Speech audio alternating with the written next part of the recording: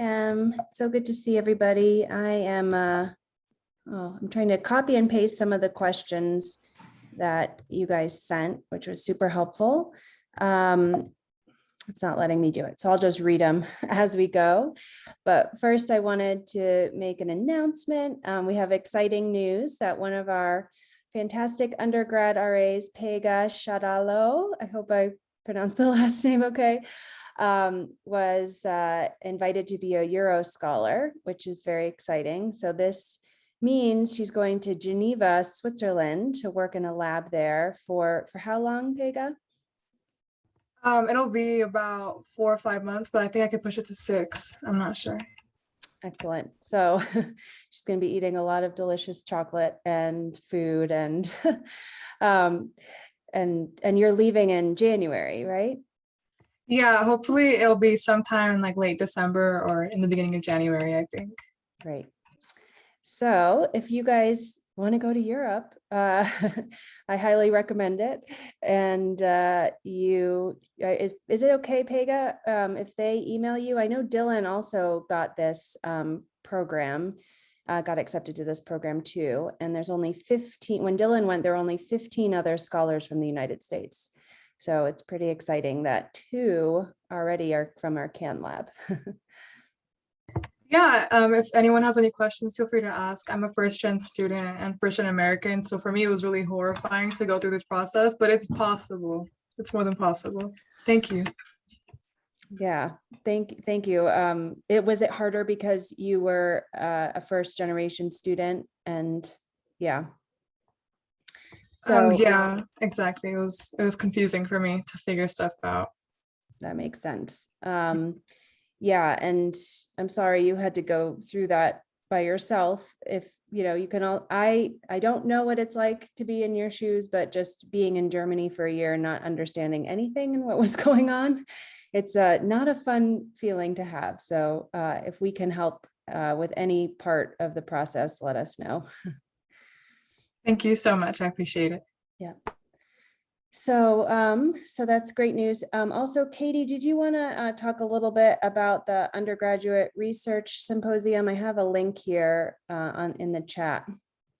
Yeah, totally. I don't have a lot to say about it other than if anybody's interested in doing a poster presentation, or there's also an oral presentation option for the undergraduate research symposia, I would really highly recommend doing it. That was one of my favorite things that I did when I was an undergrad.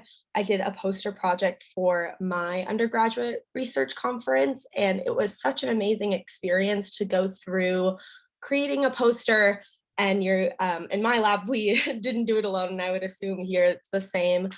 You would get paired up with a graduate student to kind of walk you through that process, pick your own research question, develop your own hypotheses, and kind of go through that whole process of developing a poster, running analyses, creating the poster. And then the presentation itself is also a really great experience if you're interested in pursuing graduate school at all. You definitely will want to get some experience presenting. So if that's something that's of interest to you, the registration for it opens October 1st. So if you want to start thinking about maybe a couple of different research ideas that you have or general research questions, that would be a really good idea. And then feel free to reach out if you're interested in it specifically. So if you have any questions, feel free to reach out to me or any of the other graduate students, and we would be happy to help you through this process. Katie, do you happen to know when the registration closes? I imagine there's students here that might be interested, but go, oh, October 1, like I could never pull that off. But I know the symposium isn't actually until usually towards the end of the spring semester. I just didn't know when the actual registration closes. Yeah, I don't know the close date out of the top of my head, and it wasn't super apparent on their website, but the conference isn't until April 22nd, I believe. So there is definitely going to be a wide registration period. So don't feel like you have to register by October 1st. Thanks for clarifying that, Lee.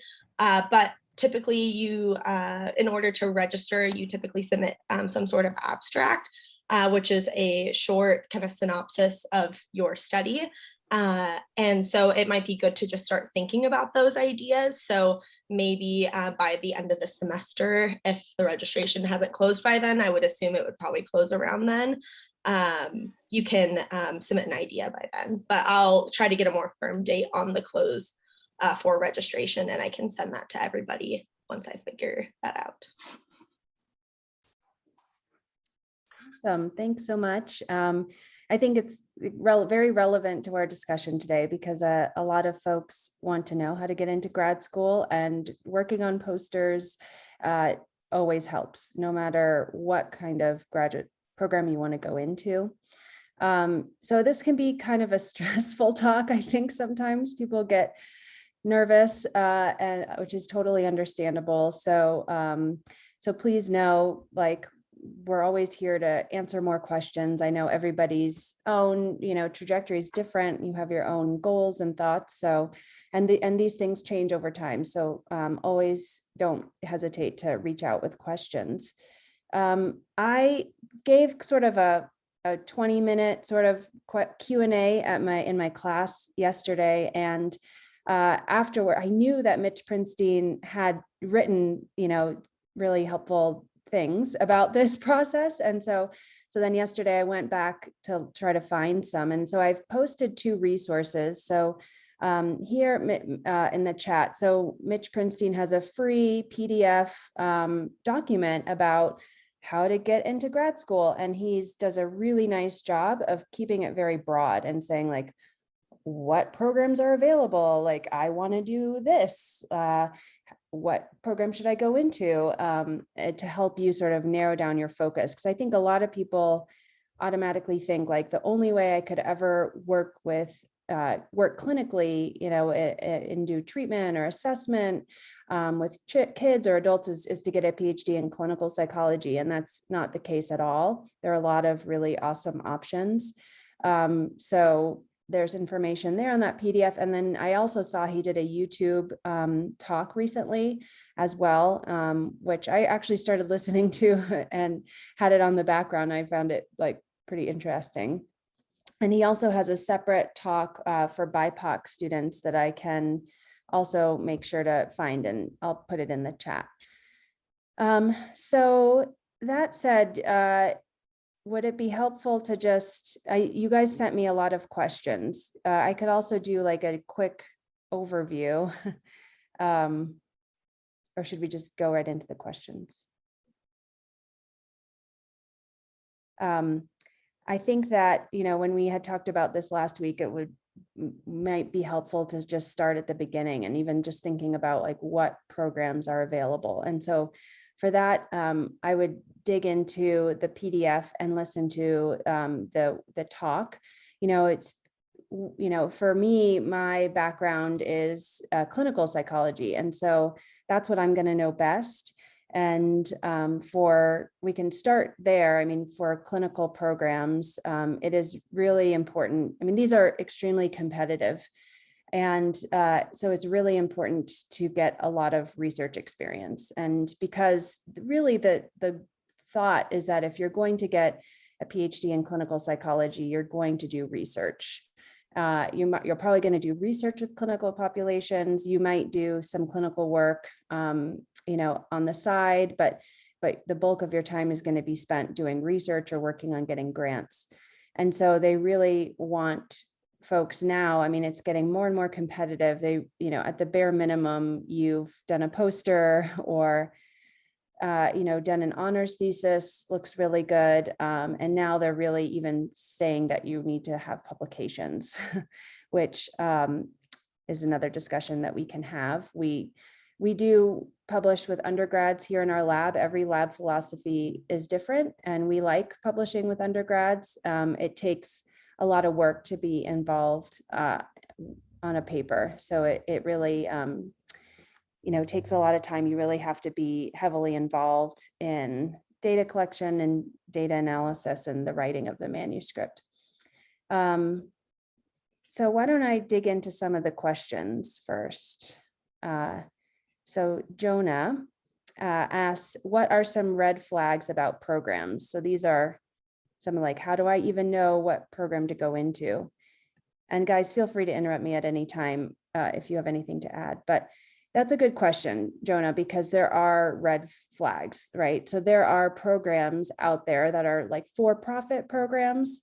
So a lot of PsyDs. So getting a PhD in clinical psychology usually means you get into the program, you get your master's along the way, you don't have to pay tuition, and you actually get paid a small stipend. It's not enough, but it's something.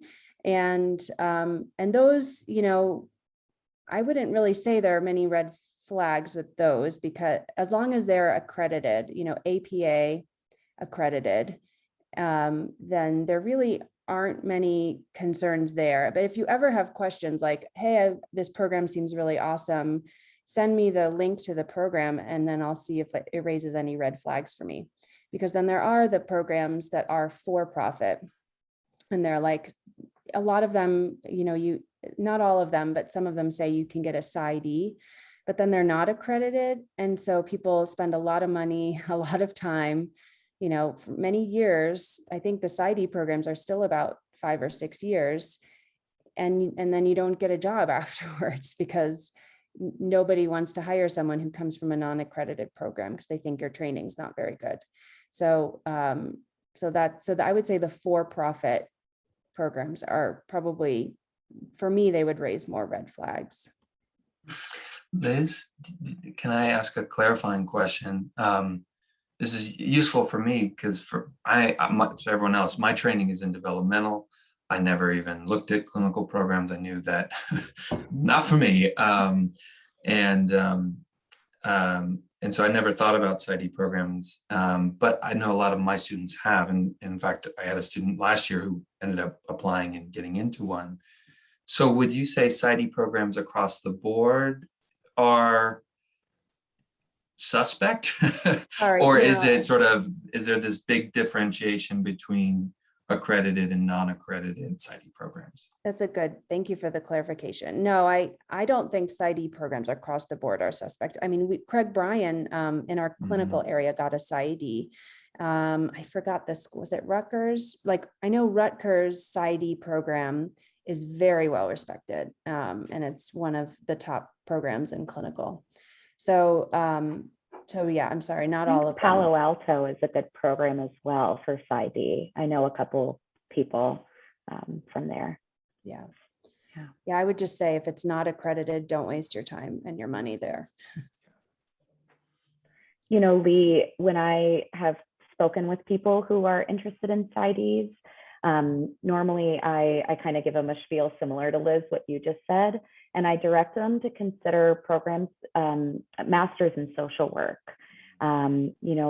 MSWs often meet the needs of what people want out of a PsyD for less money, less time, and there are some really great MSW programs out there. That's something I strongly considered, actually, if I didn't end up getting into a PhD program. So just another option on the table. Yeah, that's my general response is, the whole point of PhD programs, as Liz said, is research. I mean, that's, the first 2 years of a PhD program look very similar to the first 2 years of a master's program in other places. It's a lot of coursework, et cetera.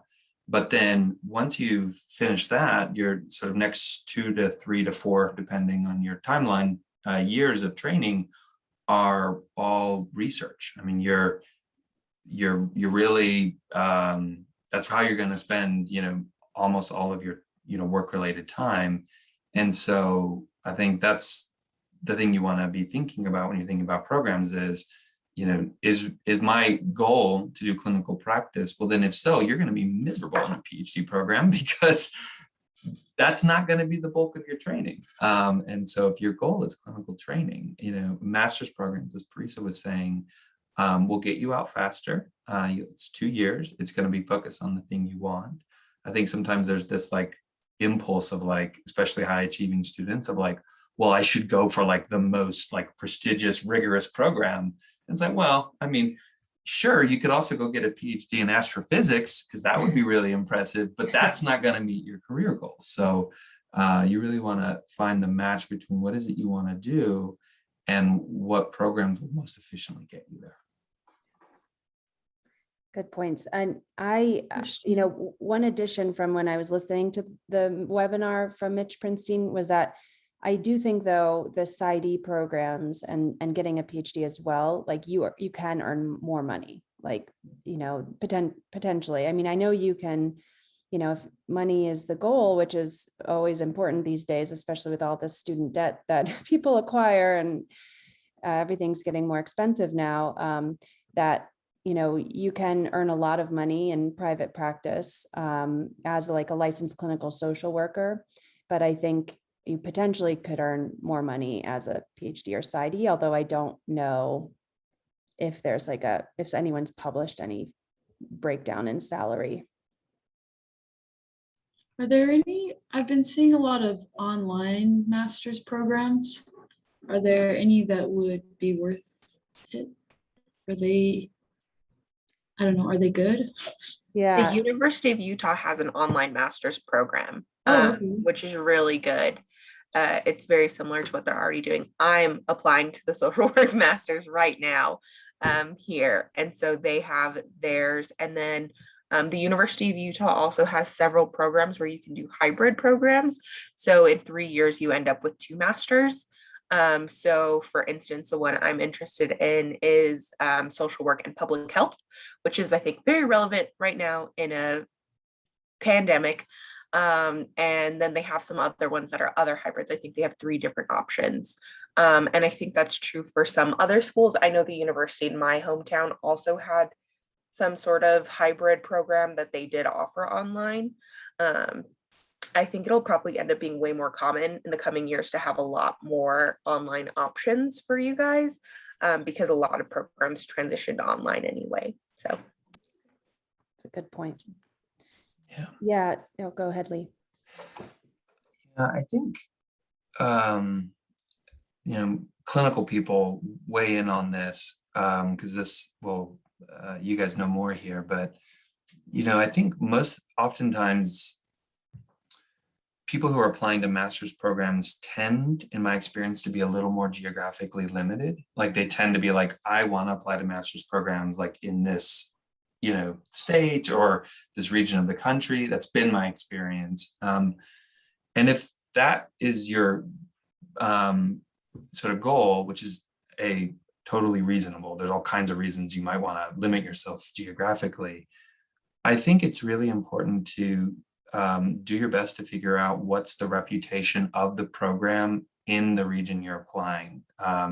If it's Utah, like, University of Utah or BYU, right? Those are the flagship universities of the state. And so then anytime you're going to be applying for a job, someone's going to look at that program and go, oh, I know that. Maybe I know the clinical director. I've hired 15 people that have come out of that program, et cetera. Versus, other kinds of, right, all kinds, like Phoenix University kind of stuff, and obviously that's the extreme on another end, but you would really want to think and I would think, do your homework on how is that program being perceived in the community that I eventually want to work. That makes me think of one of the red or flags for Jonah's question. I mean, would you say, something that was helpful for me when I was looking into programs was trying to find out where are the students going after this program. And am I correct, right? And that programs should be sharing those data. So first of all, that's a red flag. If you can't find decently easily where are graduates going with this degree, and if you can find that information, then where are they going? And is that something that's interesting to you? Does that, do those seem like well-respected occupations as well? I don't know if that was the right word to use, but looking to see where the graduates are going, I think is definitely important to consider. Yeah, that's a really good point. I just have a quick question. Would you say that like APA clinical PhD programs are all alike? Are they all at the same baseline, or is there, okay, so like if I go to Pocatello, am I like never gonna get a job No, not at all. I guess in terms of like all alike, I should, what I was thinking when you were saying that was like the training, because like there are clinical, and actually Mitch Prinstein, I think when I applied to clinical programs, I used his book that I think is specific to clinical programs. I'm not sure if he still has that. Do you know? I could look it up too while we're talking, but because I thought I remembered in his book, he had a breakdown of like the different schools and how clinically oriented they were. So for example, when I went to intern, so this is another thing for clinical and PsyD programs, you have to do a 1-year clinical internship. And when I went to internship, one of the other interns went to Cincinnati. Oh God, so I want to say Cincinnati Children's Hospital. That doesn't make sense that she would get a PhD at a hospital, but she was in Cincinnati, and their PhD program was very like health psychology, medical focus. So they really wanted folks that could really work in these medical systems to, provide treatment for kids or to be embedded into the medical system. There's these co-location ideas that if you have a kid that is having, behavior problems, they can see a pediatrician and a psychologist the same day, that sort of thing. So, and that's a very well-respected program. So, and then there's programs like University of Utah, University of Oregon that are very heavy clinical focus, research focused. So I'll look at that book to see, because it was super helpful. He had a breakdown of all the PhD clinical programs and the degree to which they were leaning towards the clinical area or the research area. That said, to graduate with a PhD, you have to write a dissertation. It has to be, this empirical work, meaning you're collecting data and analyzing data, or you're analyzing data that are already collected. For PsyD programs, one of my friends graduated from a PsyD program, and he could choose to do a more dissertation, or he could write a review paper. And so, because it's the focus on the research isn't as heavy there. And another way to figure out if a program is more research or clinical based, you could also go on their department website and look at their student handbook, because that'll give you an outline of all the requirements in order to graduate. So you can see, are you taking more clinical type courses? Are they more research focused? What do thesis requirements look like? Are there any thesis requirements, et cetera, et cetera? So that handbook can be really helpful, and usually it's pretty readily available on departments' websites. All right, so okay, next, I'm going to just move. I know a lot of people had a lot of questions, but I just I'll go through the different folks' questions instead of focusing just on one person. So Valerie said, okay,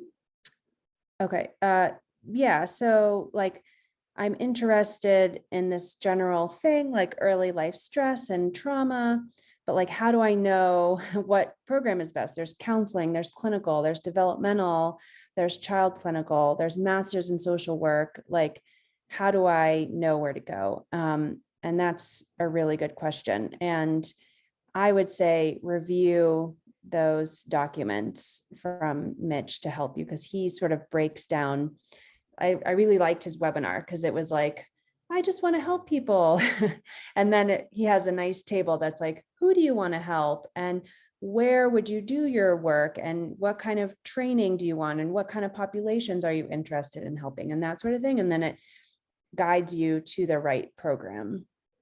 And then there might be lots of programs, Parisa said, clinical psychology PhD programs or PsyD, and you're just not sure yet. And then I would say, hold off and don't apply yet, and do probably a combination of research and clinical work to figure out, what you're most interested in. Yeah, I appreciate you saying that, Liz, because I feel badly to push the whole take more time, because I understand, I get that urge to just apply and get it over with and get into a program. And if I had done that right away, I probably would have pursued an MSW, because I really didn't graduate with a lot of research experience and taking time off. I ended up really loving research. And it got to the point by the time I applied, I was like, it's PhD or nothing. Like, this is really what I want to do. I'm glad that I had that opportunity to learn that about myself. Yeah, Yeah, yeah. I just wanted to, I think, Priest, I really appreciated you sharing your experience and normalizing, because I think, again, that sometimes is perceived as, I don't know, some sort of failure. Like, you got to 22 and you didn't have a plan immediately. And that's not always the case. It can be really complicated. In fact, I took a 5th year because I also was like, it took a while. At first I was like, I want to help people. And then I did clinically kind of internships for about 1.5 years. And I was like, yeah, this is just not for me. I'm glad there's people that want to do this, but it's not a good fit for my personality. And then I said, well, what else can I do? And I started doing research and I fell in love with it. But it wasn't until the fall semester of my senior year that I decided I wanted to go to graduate school, and I hadn't done any of this homework. And so I took a 5th year, got a little more stats training, got some more research experiences, found programs that were a great fit for me. And I came from a university that no one here has heard of. But despite that, I was able to get into 8 of the 9 programs I applied to. And I didn't have a lot of research. I had some, but not a lot. So, and I think that's in some ways a testament to, I had, great fit with the program. Like, I knew exactly what programs I wanted and why, and it was, a good fit. So, Liz, I know you also did like some kind of post-bac work with Mark Bornstein. So I don't know if you want to talk about it, but basically, yeah, a lot of the people here have taken time off because this is a really complicated decision. Yeah, Celine, sorry, I forgot. Celine has taken several years, well, not off, but she in between undergrad and graduate school. And you can still be working in the field. You can still be doing things as you're sort of exploring your options. You don't have to make a really potentially expensive and definitely time-consuming decision, just because it's like, I'm graduating, I'm getting a BS, therefore I must make a decision or not. I really appreciate that advice. I'm turning 26 next month, and I'm, for some reason, feeling like the clock is ticking. But that's really good advice. Can I say something real quick too? Can anyone, I don't know if you guys can hear me. Yeah, go ahead, Mindy. I want to second what Lee said too, is that, like, even though it seems like you have, like, it's this time, this clock is ticking, like you're saying, obviously, well, maybe not obviously, but for those of you who don't know me, I took like 15 years off. So I'm gonna graduate like at 45. So, I'm not typical, but I did, when I first applied, I didn't make it into a school. And so then I started doing volunteering, and it changed where I applied. Like Lee said, once I started doing volunteering in a lab and started realizing, and like even once after I started working with Liz in Liz's lab, and started interviewing people and realizing, whoa, this affects me way too much. I can't do clinical. I need to do developmental. That was really valuable, because if I had started trying to do clinical, that would have wasted a lot of time, because there are people that do leave the program because it's too hard for them. And then that would have wasted, 2 years of your life or 3 years of your life, when if you had spent some time just realizing, okay, what can I do? What's the best fit for me? Then you're going to be, happier for a really long time.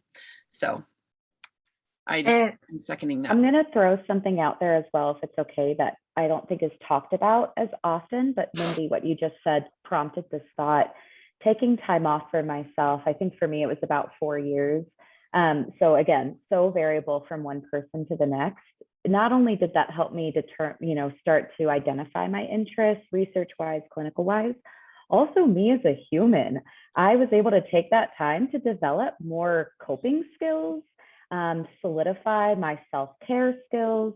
Graduate school brings out the best and the worst in you. It is a weirdly high stress environment that is unlike a lot of other work environment. It's really hard to describe unless you've experienced it. And so, like Mindy was saying, a lot of people do start right away out of undergrad or early on, and people do drop out of programs because they weren't quite ready yet. So that's something else to consider. You have a solid head on your shoulders and you're ready to take this on.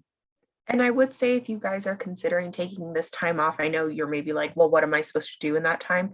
Doing a project coordinator job, like similar to what I do, is a really good in-between job because it still gives you that research experience and helps you figure out what you want to do, and you get paid. So I know we send out a ton of, Liz sends me the job postings that then I forward to you guys.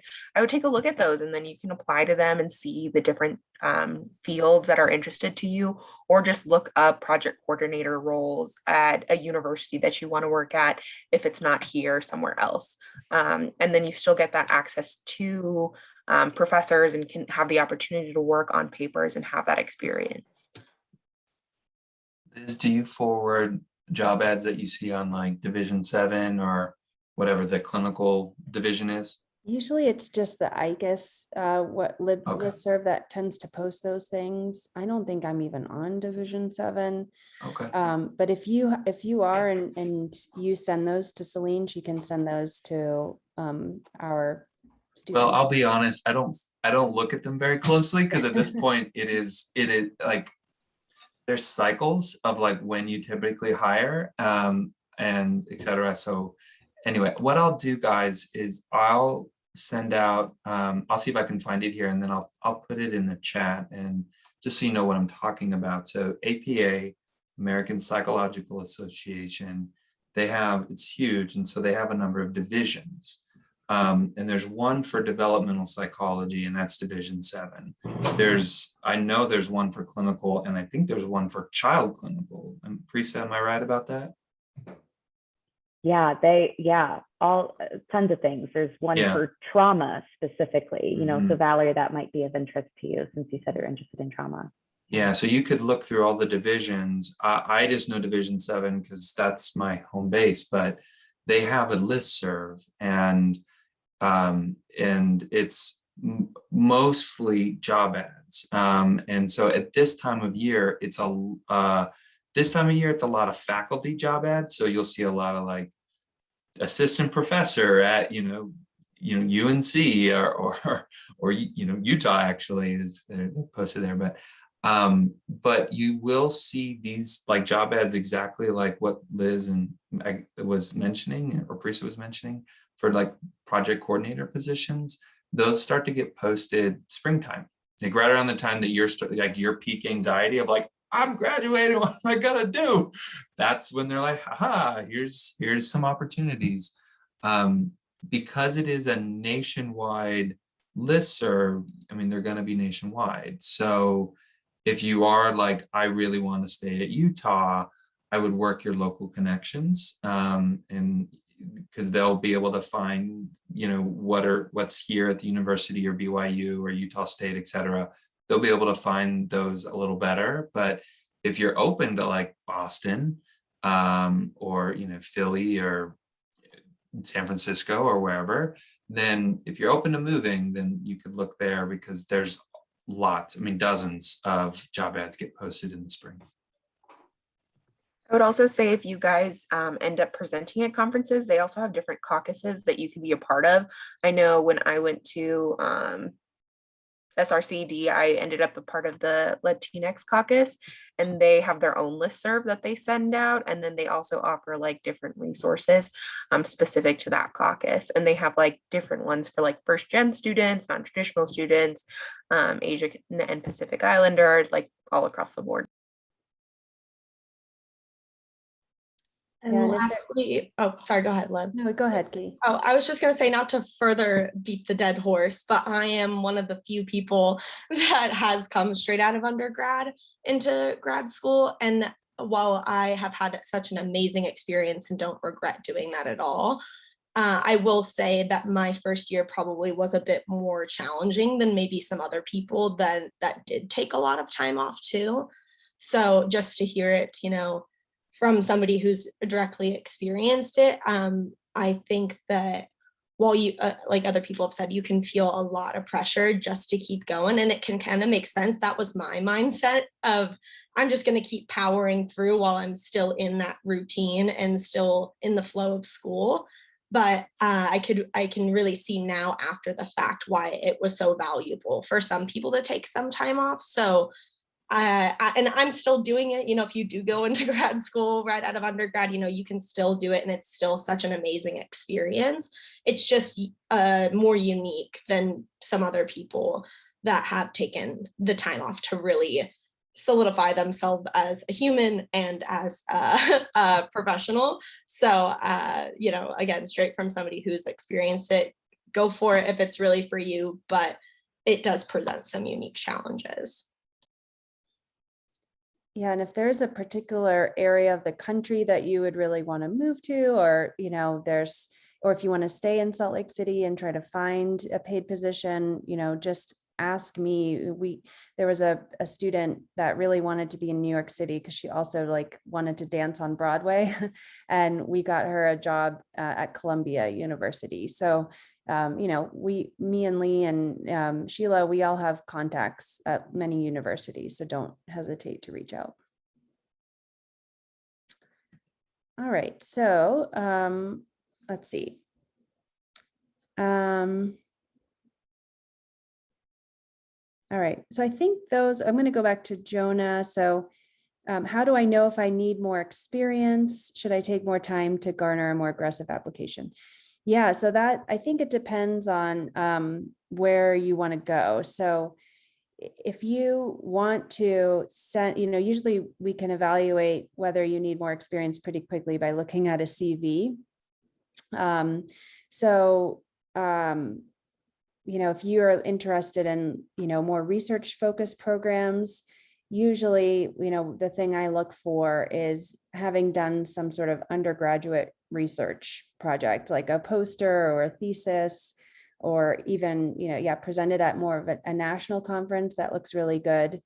I think that's basically sort of the baseline. So that undergraduate research seminar program that Katie just talked about earlier, it would be a great avenue, I think, to go and to pursue. Now we have a lot of our conferences, our more prestigious conferences are now online. And so that does make it a little bit easier to present at because, it's less expensive to attend those conferences. And then Rose, I saw, you have a really good point. It's like, gosh, when I'm applying to schools, I think what is really important, especially if you want to go into research, is that you do reach out to the potential supervisor and let them know, that you are interested in working in their lab. But that can be super intimidating because it's like, I don't know what email to write. Like, these are people that are, big deals, or they're maybe not, but it's still intimidating because they're like a faculty member.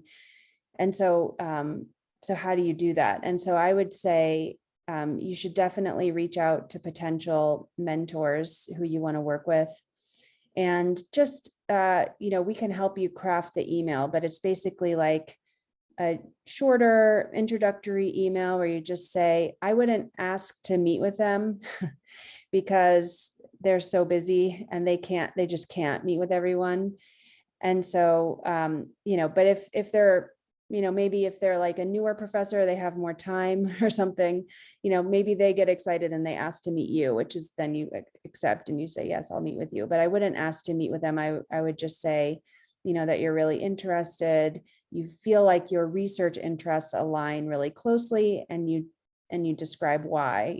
Usually it's great to look at some of their recent publications, especially if they're first author or last author, then they've been more involved in that publication. And then you attach your CV so they, they get a sense of who you are and what your background is. I think And- another important thing too is to make sure they're accepting graduate students, because they might not have funding for you. And so it might be just not worth it to apply there at all. True. Yeah, you can ask if they're accepting graduate students. I think that would be fine. But when I emailed my future advisor at Oregon, she never responded. And then I emailed again once I did, submit my application in December. And then she responded and she's like, I'm so glad you applied, because when you emailed before, I had just given birth, and she had a difficult birth experience. So, so even if you love the place and the person doesn't respond, apply anyway. Yeah, definitely reach out. When I'm reviewing applications, I don't know if I would say preference, but I note at least like this person wrote to me before. And that factors in some way when I'm sort of thinking about them. So it's a good practice.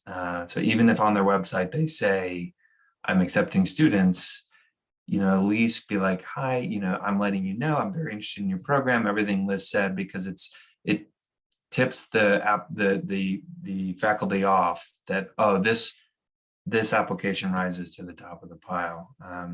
Liz, I don't know how many people list you, but in a given year, if I say I'm accepting students, I typically have, I'd say at least a dozen, and I'm on the low end. I know like Sheila gets like 100 people.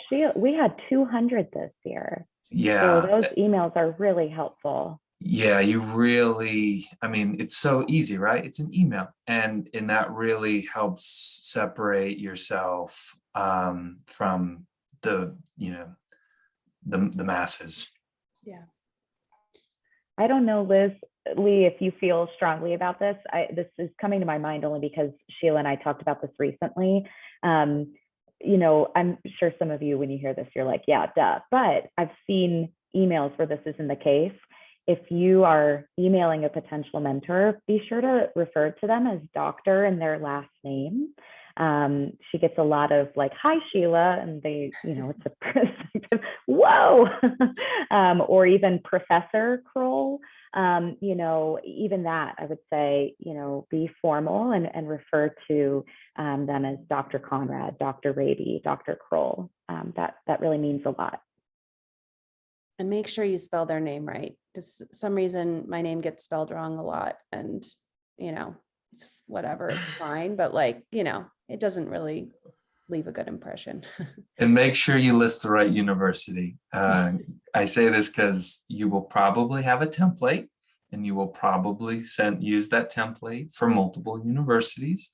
But mind your P's and Q's, and make sure you say University of Utah. You do the find and replace and get every University of Utah rather than University of Virginia, because I've gotten those as well. And you're like, okay, you get partial credit. Yeah. Attention to detail is missing though. So. Yeah. Oh God, Dr. can't laugh. Oh my gosh, that's funny. All right, so going back to the questions.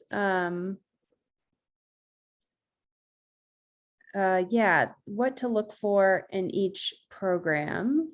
That depends on the program, but I think going back to what we talked about earlier, I think, student outcomes are really important.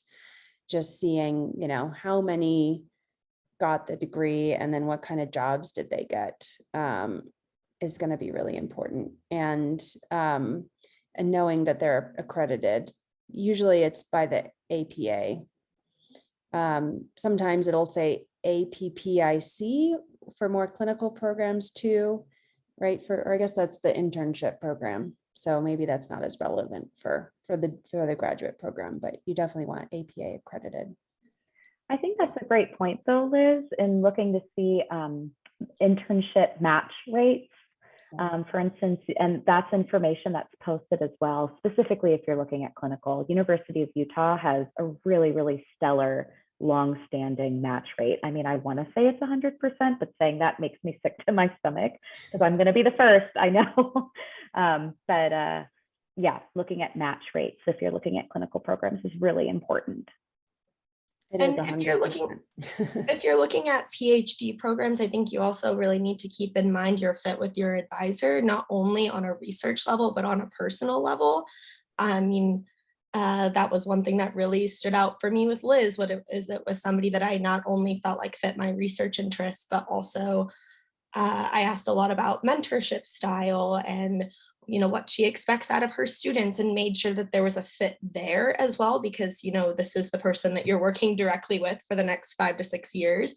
So it's really important that not only does that advisor fit what you want to do research wise, but also how you want to interact with them and your relationship with them. And see if they, for the research oriented programs, have they published with students recently, or are they not? Because there's some labs, right? Like once you get tenure or something, the PI just stops publishing. So you want to make sure that you're in a lab where they are continuing to publish, because you need publications to get a good internship, to get a good job. And do they publish with their students in particular? Or are they only publishing with themselves and their other collaborators? And you can easily find that, on Google Scholar. Hopefully they have their CV posted as well. Yeah, so I think the meta message is, when you think across programs, is think about like, well, what is my goal in applying here? What am I hoping to get out of it? And then what evidence can I see that this program is doing that for current and recent students? So if it's research, you want to see like they have had a track record of having successful students as a program and as your mentor that you're going to be applying to, because your mentor is really, really important in PhD programs. But if it's a master's, kind of program, you want to see what are the, or a clinical program, maybe I should say, where do the people go? What are the placement rates, et cetera. I think that kind of goes back to what's the reputation in the community that you want to work, et cetera. So just what evidence can I find that the program is going to serve the goal, my goals? Yeah. Another question, I was just reading through the questions again, and in terms of, reaching out to faculty, if there are certain faculty that are really exciting to you and you really think you're going to work with them, send us a list of their names and we'll let you know if we know them, like what their reputation is. We could always introduce you over email. Like one of our former project coordinators did that with us.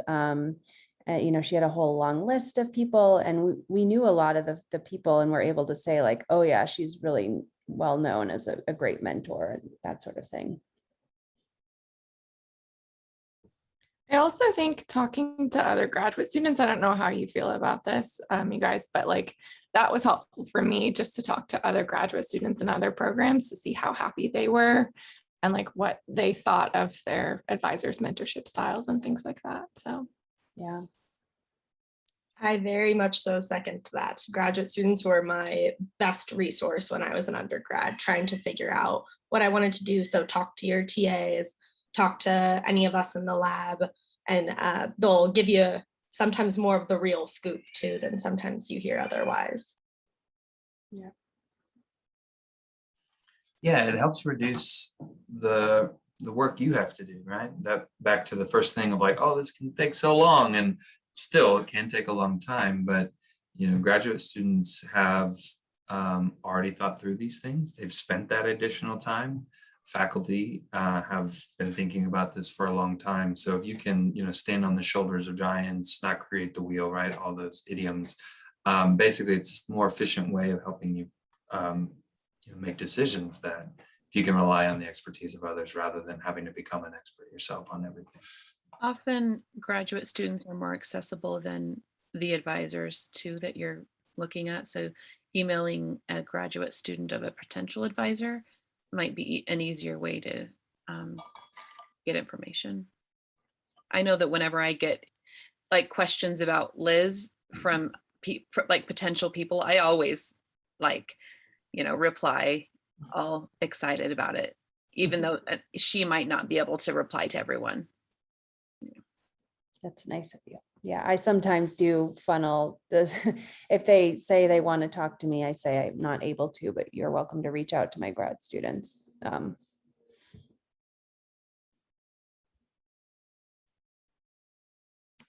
Any other questions? I know there's probably a lot and it's hard to know where to start sometimes.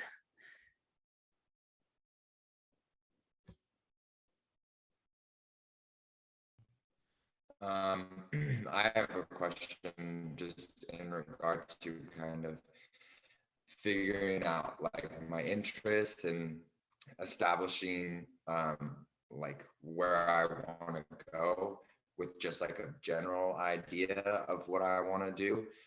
Do you have any advice for, like, say I'm interested in clinical work and I'm interested in like stress reduction, and how that helps be like preventative for things like depression and all those things? Do you have any advice for someone who's trying to build like a letter, a personal statement, and trying to figure out like, how do I figure out where I even fit in the first place?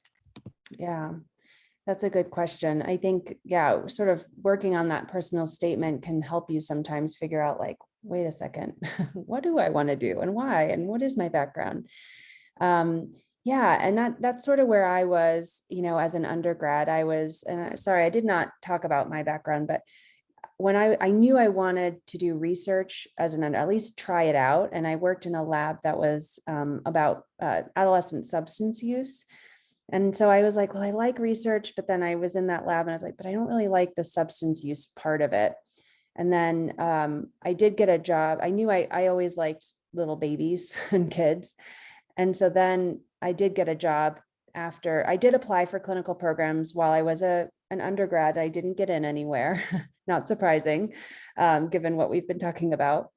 And then I did get a job at NIH because my family was in the DC area. And so I was able to work there for 2 years.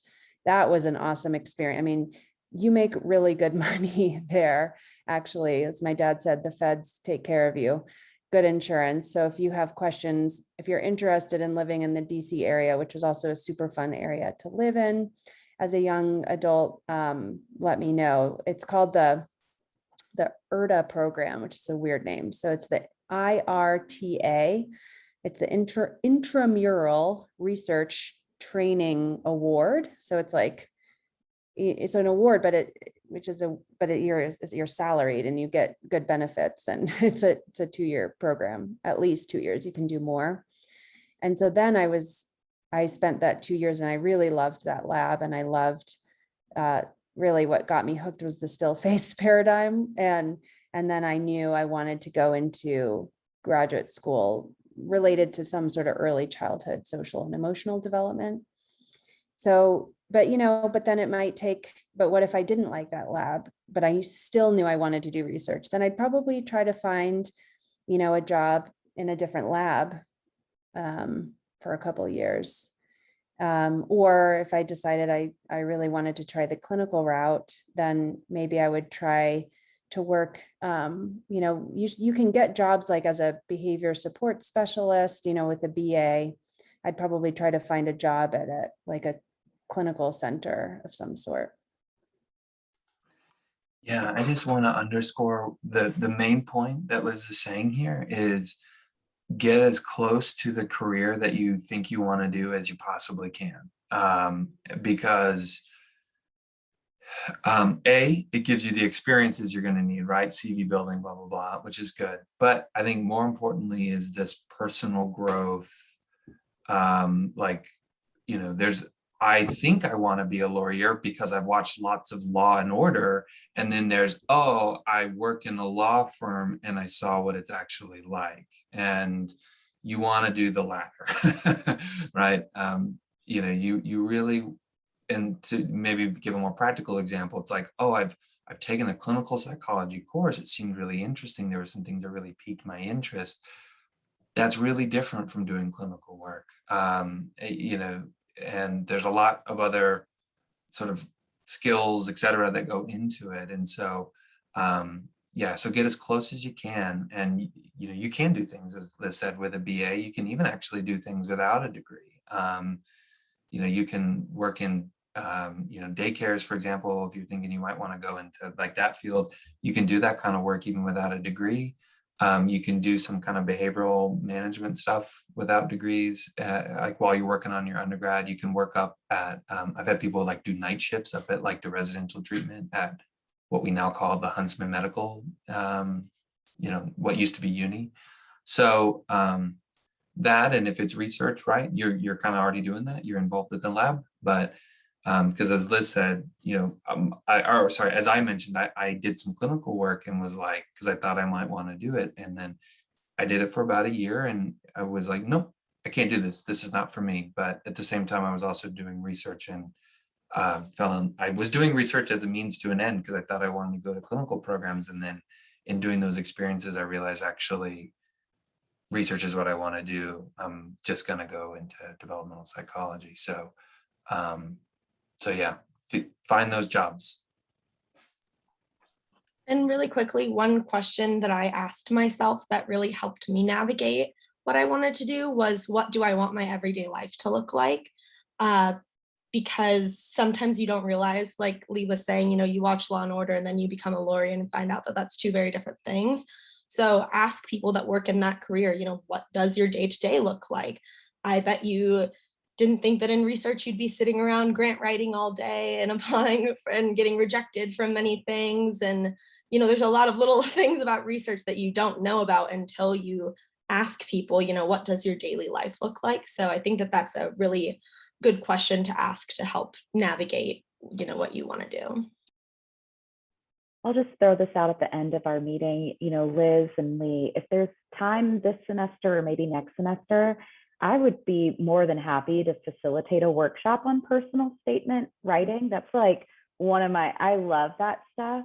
I know for Sheila, just being her student and going through reviewing applications with her, personal statement is like one of her top tier things that she considers and reaching back out to offer interviews. And I think it can be overwhelming. And if you're formulaic about it, it really can be a valuable reflective process. So I kind of have like a formula that I follow and I've found it to be helpful. So just throwing out that offer.